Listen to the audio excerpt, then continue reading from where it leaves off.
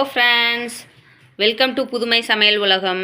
இன்றைக்கி நம்ம பார்க்க போகிறது இங்கே பாருங்கள், பச்சைப்பயிறு ஒரு 2 மணி நேரம் ஊற வச்சு நல்லா துணியில் வச்சு உணர்த்துறோம் பாருங்கள்.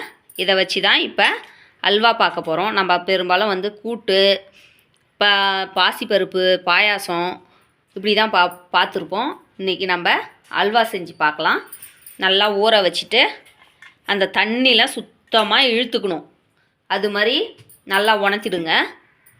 இது மாதிரி டிஷ்யூ பேப்பரு இல்லைனா இது மாதிரி காட்டன் துணி, நீங்கள் கிச்சனுக்கு யூஸ் பண்ணுற காட்டன் துணி, இட்லிக்கு யூஸ் பண்ணுறது, இது மாதிரி எடுத்து வச்சுட்டு இது மாதிரி நல்லா உணர்த்திக்கிங்க.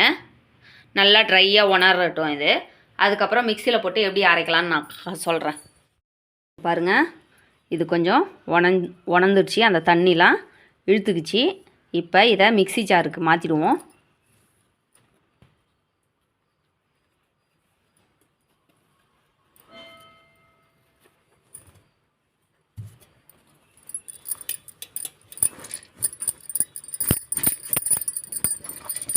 எல்லாத்தையுமே ஒரே ஜார்லேயே போட்டு நம்ம பல்ஸ் மோடில் வச்சு போட்டு எடுத்துக்கலாம். இங்கே பாருங்கள், மிக்சி ஜாரில் சேர்த்து இங்கே பாருங்கள், கொரன்னு பல்ஸ் மோடில் வச்சு இது மாதிரி அரைச்சிக்கணும். இப்போ வாங்க கடாயை வச்சு நம்ம இதை அல்வா எப்படி செய்யலான்னு பார்க்கலாம். இப்போ பாருங்கள், கடாயில் ஒரு 3 ஸ்பூனு நெய் விட்டு இருக்கிறேன். இங்கே பாருங்கள், முந்திரி திராட்சையை வறுத்து எடுத்துக்கலாம் அல்வாவுக்கு. நீங்கள் பாதாம் பிஸ்தா இருந்தால் கூட கட் பண்ணி வறுத்து எடுத்துக்கங்க. இது கூட போட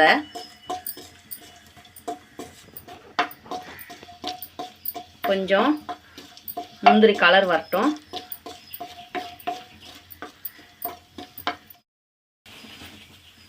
கலர் வந்தவுடனே அது கூட திராட்சை சேர்த்துக்குங்க.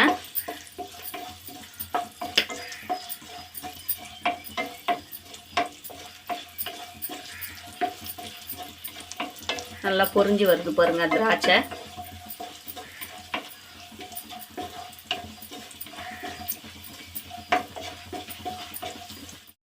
இப்போ நல்லா பொரிஞ்சிடுச்சு. இதை நம்ம ஒரு பிளேட்டுக்கு மாற்றிக்கலாம்.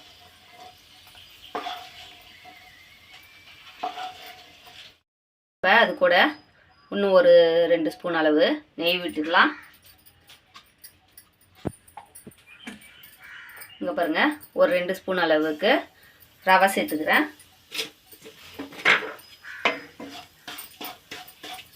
ரவையும் கூட கடல மாவு ஒரு 2 ஸ்பூன் சேர்த்துக்கிறேன்.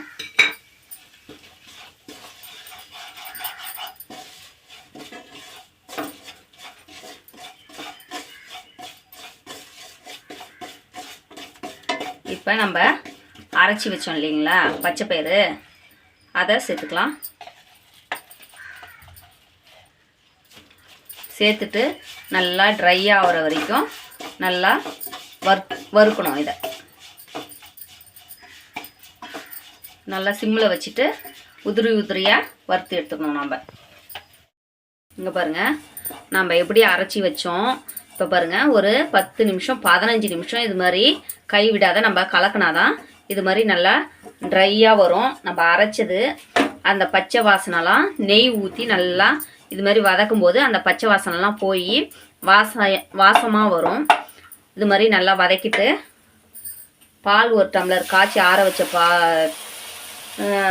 பால் ஊற்றிக்கிறேன். நம்ம எந்த கப்பால் எடுக்கிறோமோ அதே கப்பால் 2 அளவு எடுத்துக்கங்க. நான் இந்த டம்ளரால் 2 கப்பு எடுத்தேன்.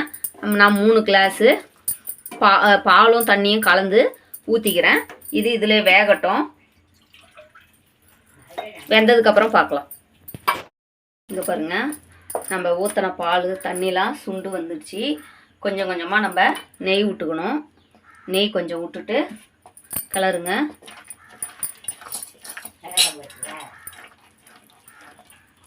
இப்போ சர்க்கரை சேர்த்துக்கலாம். நம்ம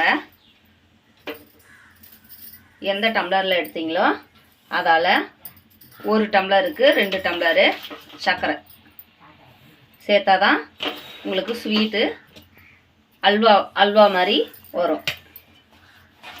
இப்போ சர்க்கரையை போட்டு நீங்கள் கிண்டிங்கன்னா சர்க்கரை மெல்ட் ஆகி அந்த அல்வா பதத்துக்கு வரும்.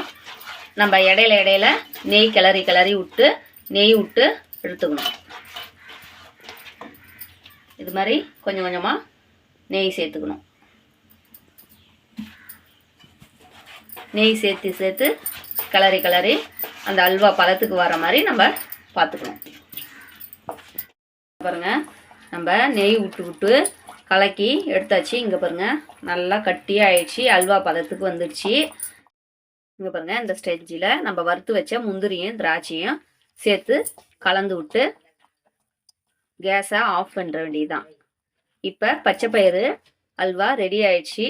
பிடிச்சிருந்ததுன்னா லைக் பண்ணுங்கள், ஷேர் பண்ணுங்கள், கமெண்ட் பண்ணுங்கள், மறக்காமல் சப்ஸ்கிரைப் பண்ணுங்கள், பக்கத்தில் இருக்கிற பெல்லையும் ப்ரெஸ் பண்ணுங்கள். தேங்க்யூ.